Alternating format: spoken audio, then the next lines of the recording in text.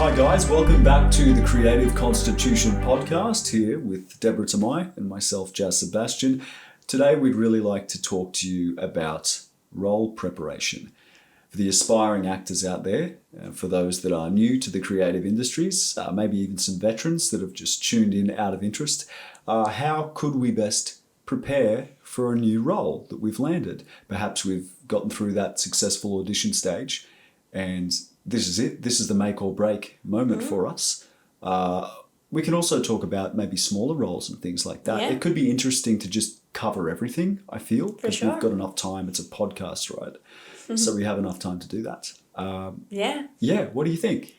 Well, personally, I haven't had a massive role yet. So I've had a medium-sized role, which is pretty cool. You've had a small role in a pretty massive... Yeah, and I've done heaps of short films. So for me, I think my methodology is still evolving, I would say. I mean, I'm not going to pretend I know it all. I think that's the most honest answer any of us could give, to be honest. Yeah. Maybe it continues to do that forever. Oh, I definitely think it will. I mean, the way that I approached my first role is completely different now to the one that I do now, right? The methodology is quite different. But let's talk about in what ways. I guess when I first started, I was really mainly focused on just nailing the accent.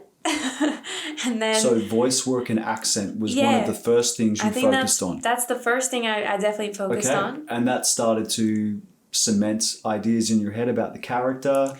So usually what happened was I would do an audition and the person would be like, okay, sounds great. I like it. And I would always be like, well, this is the accent that I've gone for, but I mean, it's completely up to you. You can change it. A lot of the time they liked my natural accent, which was even easier. But I've had a couple roles where I've had to do a British person or even a French person. So some of them come more easier like to me than others. Like I can do a French accent with no problems, but you're Australian as well. That's great, isn't it? You're Australian. Still working on that one, but the British RP one is a little bit more complicated. You know, if you'd like to talk with a really nice British accent, it can be a little bit complex. And again, look at your own background. You're a woman that speaks 5 languages and is versed in a variety of accents. So obviously, with a background that's so vast and so spread out, it may be a lot more difficult to pick up other accents when you've been using others for so many years and never touched on others. You know? So when I get that character and I usually have the role, I guess at that point, it's the first step for me is getting the voice down. Okay. I think that's the biggest thing I would say. And then after that comes the body language. Yeah. I think the body language is huge. The physicality, how that person walks, how I envision them to like walk into a room, you know? And a lot of this stuff I kind of do subconsciously. Like I don't even do it really consciously. Like I'm not going to write down in a notebook like this person walks with a limp, you know? She has a shoulder tick. Must remember to always trigger shoulder tick every minute in dialogue on screen. Yeah. So I know there's a lot of actors that would write that down on a notebook and highlight it. Yeah. I mean, you never know. If that's really necessary and that's your process and you get a kick out of doing that, awesome. Some actors, one school of thought that is pretty common is the whole like animal thing. Yes. And in a way, I kind of like it. Like even though I don't go, this one's a turtle. Yeah. You know, this character is a lion. I'm gonna know instinctively what's closer to it. You know, like I'm not gonna start walking around like a turtle, you know, trying to like emulate what the character is. I just know that if they're more like, you know, shelled, you know, they're a bit more like shy, I'll just be able to tell that from the words on the page, my conversations with the director, and kind of my own personal feeling of it. I kind of like to navigate the waters of creativity with my own instincts rather than just like the schools of thought tell me to do X, Y, Z, and then I have to do that. And that's where I kind of differ from a lot of the more traditional actors who like to go and break down a script based on like all these things, you know? Yeah. Yeah. But breaking down a script, that's another podcast. That's another process. But right now we're talking about, we've got the roles. So the voice work. You've established your character's dialect, their accent, the way they speak, their sort of vocal inflections, their sort of, and also their diversity, right? Yeah. Because we don't want a character that just talks like this through the whole movie. Unless it's Even a though video there's game. a lot of actors that do that, and it's like, okay, someone's just like exploding in front of them. Oh, whoa, I'm so surprised. Because some people do that, right? Yeah. But I think every character does need range. So you might talk like this, but what is that? That's a hard to maintain voice. Or you might be like that, you know, Margot Robbie, topical right now, incredible actress, with their Harley Quinn sort of thing, you know, sweetheart, like that sort of thing. Yeah. But can you take that voice through many different things? Because just because you've got the accent down and it sounds good for a few sentences doesn't necessarily mean you can deliver that perfectly, believably through an entire movie with many different things. Your voice might have to change in this and still keep that same distinguishable accent. So that's something to consider. 100%. And so when you've got that down and you're confident 100%, you go into nailing the physicality of your role. I think the body work is really important. Like, for example, if I were to play a soldier type, you know, I'm gonna kind of be a lot different. You know, like act quite differently, walk differently, just at home, and just even as just you like are stand over time. differently. You know, if I'm talking to another character, and you know we're doing those over the shoulders and whatever, and we're just having that conversation with another character. What is that person that you're portraying going to stand like? What is going to be their perception when they walk into a room? What are other people going to think of them? And I think that's where like the body language to me is a really important one. And I think that served me quite well because, you know, I've played characters that are kind of really shy and kind of scared in horror films, completely different to a character where I'm holding a gun and I'm supposed to be a pack leader for a unit about to take down a bunch of enemies. Yeah. You know, completely different. But the way I approach the roles are quite similar. I start with the voice. I try and learn as many of the lines as I can. And then as I learn the lines, I practice more of the voice. And then what I'll do is I'll practice the lines with the voice walking around. Almost like you're running through the lines. And I personally love doing that because even when I'm like standing in a certain way, like I might have my like hands on my hips or even just like standing tall, the way that I'm going to deliver those lines are going to be way different than if I'm just sitting on a chair trying to learn those lines. Yes. So I'll literally just walk around the house just like in the character, trying to learn that. Is that the perfect way to do it? Maybe not, but for now it's worked quite well for me, and it's constantly evolving. Yeah, I think we're just covering this stuff, right? So the guys at home can sort of discover their own methods over time, and again, it is something that I think will always evolve. But right now we've done that: the voice, the physicality. What next? Once I've kind of done those two steps where I've nailed down the voice, I've nailed what I think is best for the character, how they walk and talk and stuff. I really just focus on memorizing the lines, but this time with the inflections that naturally come from the goal of the scene that I think exists on the page. So I'll go a lot deeper on the scenes itself, because obviously you have to memorize the script, and I'm not great at memorizing. Like, that's one thing that I'm constantly trying to improve at. But I'll read the script, and this time I'll actually just try and see what my character is trying to get out of it.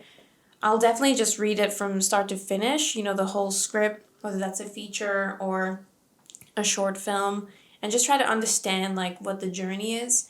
Because one thing I've learned from acting is that if you don't understand that your character has changes, then you might approach your first scene way too late in the movie. If you're in a horror film, for example, and at the end of the movie you need to have this big scared scene where, like, you know, your character is at a really high like emotional charge, if you play your first scene way too emotional or way too much of something, it's going to feel flat. It's going to feel flat by the Okay. time you get to the end. Yeah. So it's almost like pre-planning your character's evolution through the script by just like kind of seeing what they go through and kind of the inflections. Yeah. When I'm on set, that's completely different, but I like to prepare in a way where, okay, I know that in the first few scenes, I'm going to have to perhaps like play things down a little bit more. And then as things expand and as the story evolves, that's when I'll add more flavor and more spice to just like make sure that the story works from start to finish. So really my third step is looking at that script in like great detail and understanding what I can do with the character from A to B. Amazing. So really it's simple, to be honest, 3 steps. And that's the process. That's what's required. 3 simple steps. Yeah. You might have a 10-step one. 3 large steps. So what's your process? It makes sense, 100%. Well, again, the voice and the physicality, yes, definitely. Personally, for me, that's sort of just a bundled thing. It's just the first sort of bundled thing. Sort of getting that sound right and how they move, their posture. Yeah. It's just sort of done at the same time for me. Like if I was sort of a guy that I automatically, I'm reading the script, I'm seeing this kind of, he's from this part of America, like jumping that's out where at he you. lives. He's sort of had this background and this is his goal now and this is what's going to happen in the film. This is where it's starting. I mean, it kind of just goes together like that. There's someone else that it's clear, again, you're informed via the script and via your director. You should have enough initial information from both parties to, as soon as you land that role, get the physicality and the voice together pretty quickly. Some actors, it can be a process. It could be months working back and forth between the director and the actor until they both agree on something. Or yeah, sometimes it's in the audition room. And it doesn't need to evolve anymore. That's it. In the audition room, they've found it. In other cases, it can evolve over a month. So again, it depends. It's like, what's my process? What's yours? What's the movie's process? Because as an individual performer, your process can change and evolve constantly. I think it always will. And why? Maybe that depends on the film you're in. Maybe that depends on the director you're working with, because they saw great promise in you, but they aren't 100% convinced. And so you're still workshopping that character, 2 months into rehearsals when you're about to shoot the first scene. And that happens. And that happens in big movies a lot. So yeah, it's interesting. The physicality, the voice, the preparation, obviously learning, seeing the script, immersing yourself into the world, understanding the world you're going into and how the other characters sort of live and exist in that world and how you interact with them. Again, that's another process, because you can figure that out and you can have that ready to go on paper. And then say your first table read or your first in-person rough audition, other actors are getting a completely different message and different energy and bringing that into the room. Yeah, that's true. And say there's someone you want to perform well with, you might have to adjust your version of your character to fit in with their perception as their character of your character. So all your preparation might just go out the window at that really point. Could. If you're with another great actor, you've sort of just got to go with it. You can't go, oh no, I'm this and be this rigid performance, because if someone else is giving you something great, yeah, you gotta play with it. So you gotta be so adaptable to roll with the punches. Yeah, you might not even get 2 months worth of preparation time. I mean, sometimes when you apply to things online and you're doing your short films to get started, you might only have like a week or two to really prepare. And does that give you enough time to create a consistent character? In my opinion, maybe not. Maybe not. I mean, I'll be honest, I've done a role where it kind of just felt like I was myself. Like I didn't even really create a character other than, it's just me.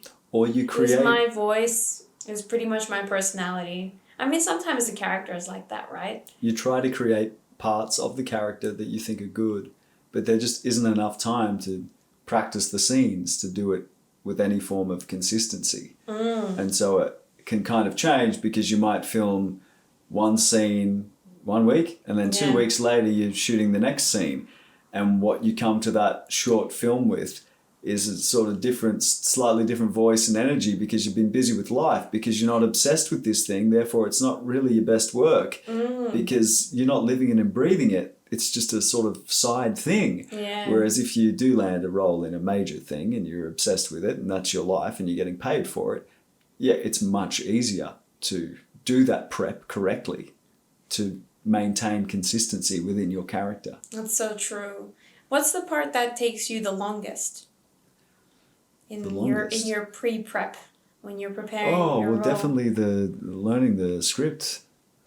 Do you do that with the voice or in your normal voice? Both. You can do both. Which one's first?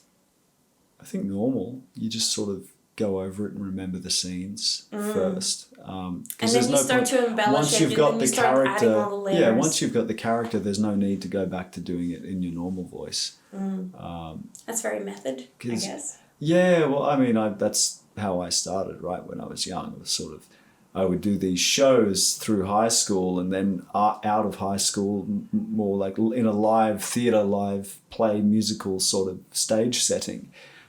And you had to do that sort of prep because you had to become the character, because you had to be that character flawlessly for 2 hours and get every line right and get every song right.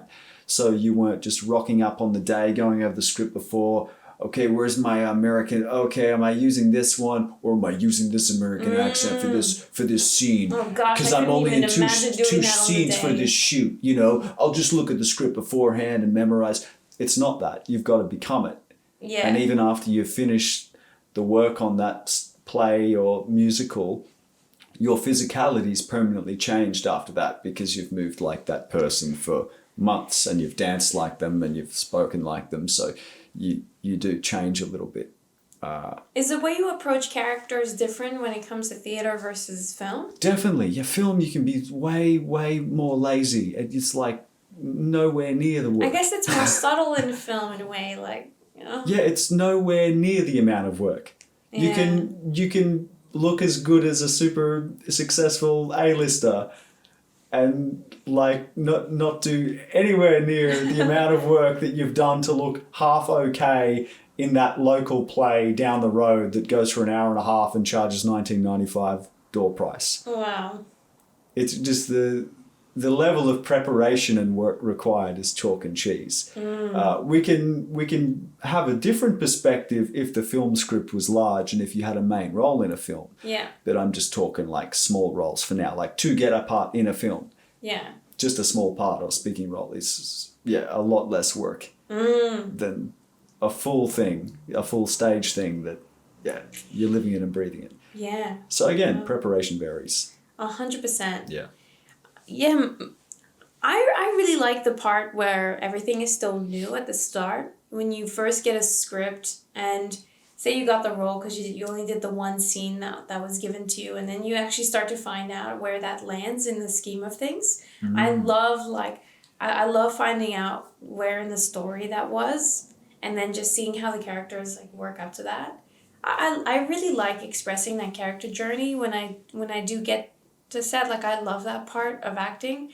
I think it's really, really fascinating, creating a character from scratch, and this was just a little speckle in someone's brain that they ended up writing. And my preparation for roles changed a little bit when I made my own film. When you write something and you actually start to see a little bit more about how it works and how people craft characters on the page before it's even in the hands of someone, that I think made my process a little bit better, because when I was preparing for Devoured, we practiced the hell out of that. We literally almost practiced it to death. Yeah. Almost to the point where by the time we got on set, we were almost sick and tired of the lines. We were wanting to change it up. We were wanting to bugger it up on purpose just to do something different. Change it up.